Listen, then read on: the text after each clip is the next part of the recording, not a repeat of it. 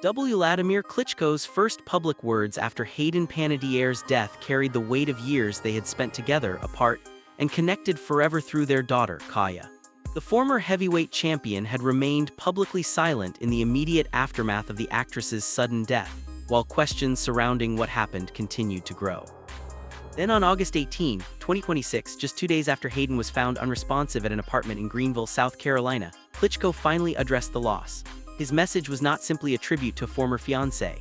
It was a reflection on a woman who had once been his partner, remained the mother of his daughter, and continued to occupy an important place in his life long after their romantic relationship ended. Hayden Panettiere was only 36 when emergency responders were called to the Judson Mill Lofts complex on August 16. According to the reference account, a 911 call was made at approximately 1:51 p.m. after she was found unresponsive and in cardiac arrest. Emergency personnel arrived and immediately began resuscitation efforts and advanced life support, but those efforts were unsuccessful. Hayden was pronounced dead at approximately 2:32 p.m. that afternoon. The suddenness of the loss made the news especially difficult to process because Hayden had spent her entire life in the public eye. She had been acting since infancy, growing from a child performer into one of Hollywood's most recognizable young stars. Yet behind the familiar face from Heroes, Nashville, Remember the Titans, and the Scream franchise was a woman whose life had included years of personal struggles, difficult decisions, recovery efforts, family losses, and a complicated journey toward rebuilding herself. As news of her death spread, attention naturally turned toward the people closest to her, and Wladimir Klitschko was one of the names impossible to separate from Hayden's story. Their relationship had begun around 2008, when they met at a party in Beverly Hills. Hayden was 19 at the time, while Wladimir was 32, and their dramatic height difference immediately became part of the story surrounding their first meeting. Hayden later recalled their playful introduction, and what began as an unusual encounter developed into a serious romance between an American actress and a Ukrainian boxing champion. They eventually separated in 2011, with distance and demanding careers creating difficulties between them, but their story was not over. 2 years later they reunited and Wladimir proposed in October of that year. The proposal itself happened over Skype, adding another unusual chapter to a relationship that had already attracted enormous public attention. On December 9, 2014, Hayden gave birth to their daughter, Kaya Evdokia Klitschko, in Hawaii. The delivery became a serious medical crisis for the actress. She required an emergency C-section and lost a significant amount of blood, later revealing that she needed 7 blood transfusions. The experience became one of the most difficult health emergencies she had ever faced. After Kaya's birth, photographs of Hayden and Wladimir often showed them as a young family, with Hayden also appearing at ringside to support the boxer during important moments in his career. But becoming a mother also came with pressures that Hayden would later speak about openly. She struggled with postpartum depression and problems involving alcohol and medication, and those struggles eventually affected her ability to care for her daughter. By 2018, Wladimir was in Kiev when he sought full custody of Kaya. Hayden later agreed that Kaya should live primarily with her father because she recognized that at that point in her life, she was not stable enough to take on the responsibility she wanted to have. For Hayden, that decision carried an enormous emotional cost. She described signing away custody as the worst day of her life and later spoke about how no mother could simply forget the day she signed her child away. But the custody arrangement did not erase Hayden's role as Kaya's mother, and it did not erase the connection between Hayden and Wladimir. Even after their romantic relationship ended, they remained in contact because of their daughter. Over time, their relationship changed from partners to co-parents and friends, with Kaya becoming the bond that kept them connected. In 2026, Hayden spoke about Wladimir again during a conversation with Jay Shetty, describing him as still one of her best friends and acknowledging that deep feelings remained between them. They had not reunited romantically, but their relationship had evolved into something different, shaped by years of history and their shared responsibility for Kaya. That history makes Wladimir's statement after Hayden's death particularly emotional. Before he spoke, the circumstances surrounding Hayden's final hours were still developing. The medical examiner had completed an autopsy on August 17, but preliminary findings reportedly showed no signs of trauma. The cause and manner of death remained pending, with additional testing and toxicology considered necessary before authorities could reach a final determination. The reference also states that the 911 dispatch audio included a report of a possible overdose alongside the cardiac arrest call, but this did not establish the official cause of death. Authorities had not announced a conclusion connecting any individual to Hayden's death, and police reportedly said they did not suspect foul play. Brian Hickerson and his brother Zach Hickerson were present at the apartment and contacted 911 after discovering Hayden unresponsive. Brian's presence drew attention because of his previous troubled relationship with Hayden, including domestic violence-related incidents, but the available account does not establish that he caused her death. Those unanswered questions created a difficult atmosphere around Hayden's passing, but Wladimir's decision to speak shifted attention back toward the human story behind the headlines. On August 18, he publicly addressed Hayden's death for the first time, sharing a message accompanied by photographs from the years when they were together. His words focused on grief, family, and the place Hayden would continue to hold in their daughter's life. He described the family as being in a time of profound shock and grief, and emphasized that Hayden had left the world far too soon. Most importantly, he acknowledged that even though they were no longer partners, Hayden remained an important part of his life and was the mother of their daughter. That distinction said a great deal about how their relationship had changed. He was not speaking about Hayden simply as an ex-fiancé. He was speaking about someone whose life had been permanently connected to his through Kaya. He also recognized Hayden's professional achievements, describing the career she built through immense talent while acknowledging the darker side of an industry known for intense pressure and competition.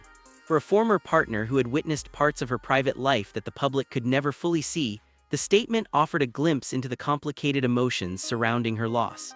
But the most powerful part of the message centered on Kaya. Wladimir said he would always speak about Hayden with respect and make sure their daughter remembered the person her mother was.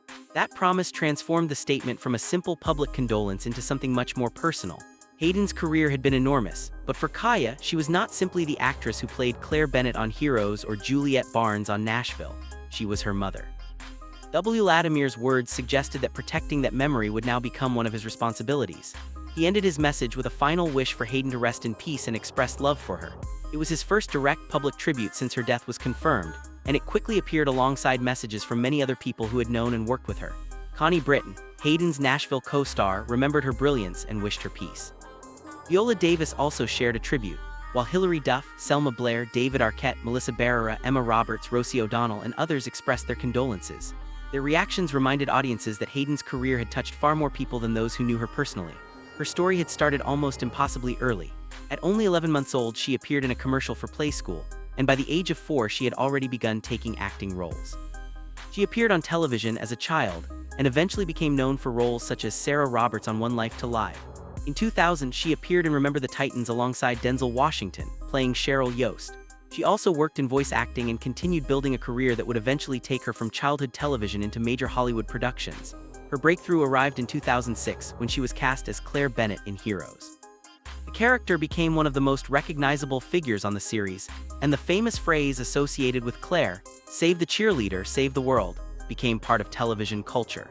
The role transformed Hayden into an internationally recognized young actress and earned her awards recognition, including a Saturn Award and nominations connected to the Teen Choice Awards and Young Artist Awards. She later expanded her film career with Scream 4 as Kirby Reed and eventually returned to the role in Scream 6, giving audiences a chance to see the character again more than a decade later. Then came Nashville in 2012, where Hayden played Juliette Barnes, a young country singer whose life was filled with professional and personal challenges. The role allowed Hayden to combine acting and music, with songs from the series appearing on the Billboard country charts. She received 2 Golden Globe nominations for her work on the show, and remained part of Nashville for 6 seasons. Yet while audiences saw the success, Hayden was dealing with struggles that became increasingly public. After giving birth to Kaya, she faced postpartum depression and problems involving alcohol and medication. She later spoke about beginning to struggle with substances at a young age, and recalled being given medication at 16 to increase her energy before an event. Her problems eventually became serious enough that in 2020 she entered an 8-month treatment program. A doctor had warned her that continuing to drink could have deadly consequences, and that warning became a major turning point in her attempt to recover. But recovery did not erase the losses and pressures that continued to shape her life. In 2023, her younger brother Hayden Panettiere died at the age of 28. The family later attributed his death to an enlarged heart, combined with complications involving the aortic valve.